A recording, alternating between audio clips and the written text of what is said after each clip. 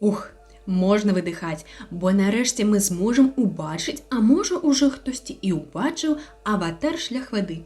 Бо гэта не чарговае абяцанне, а рэальны фільм, прэм'ера якога адбылася 16 снежня.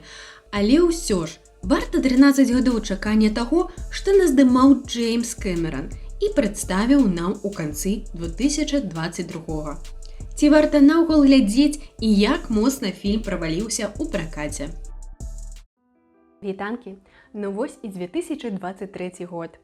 І ўрываемся мы ў яго з фільмам «Аватар. Шлях вады», які за 13 гадоў ведаеце, сколькі разоў перанасіўся? Аж цэлых 8 разоў. А першы «Аватар», калі палічыць, выйшаў аж у 2009 годзе.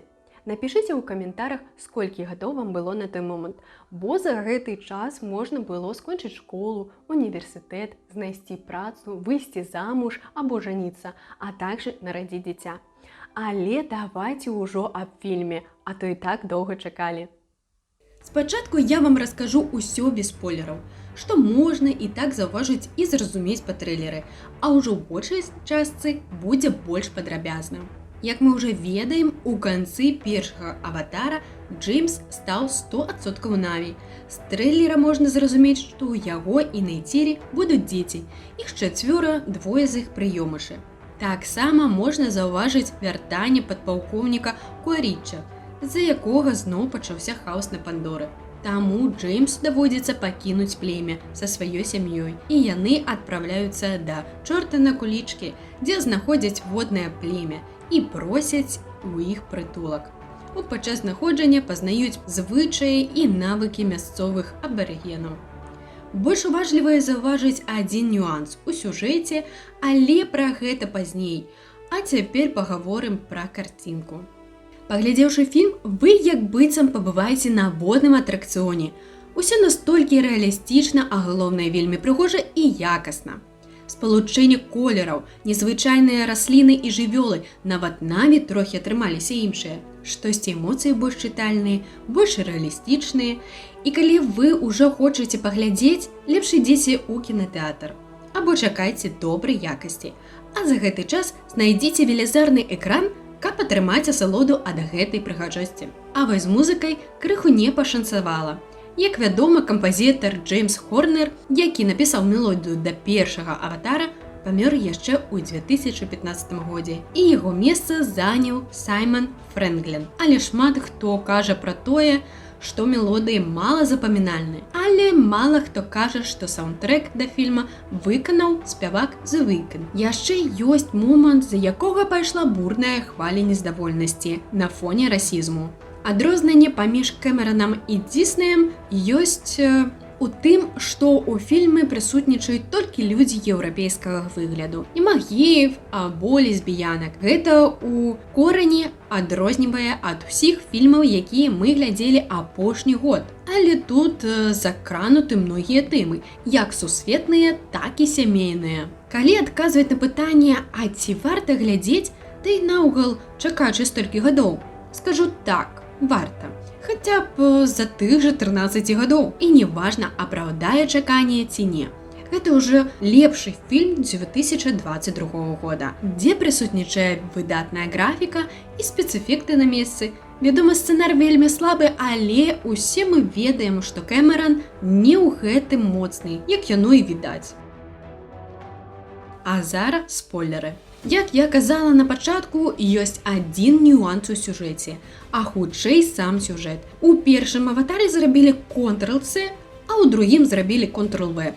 Вядома, з даданнем некаторых дэталяў, такіх як дзеці. Іх у Джейка 4, двое з якіх прыёмышы Майлз Паук, дзіця чалавечага віду, пра якога мы ў першым аватары ніколі не чулі. А вось у другім нам паказваюць, што гэта сын падпалкоўніка Куаріча, і ён ведае пра яго. І Кірі, дачка доктара Грэйс. І тут вельмі шмат тэорый ходзяць, хто бацька дзяўчынкі. Некаторыя жартуюць, што гэта норм, пра гэта нават у фільме гаварылася. А вось іншая тэорыя усімі нам знаёмая. Біблейская гісторыя з'яўлення Хрыста.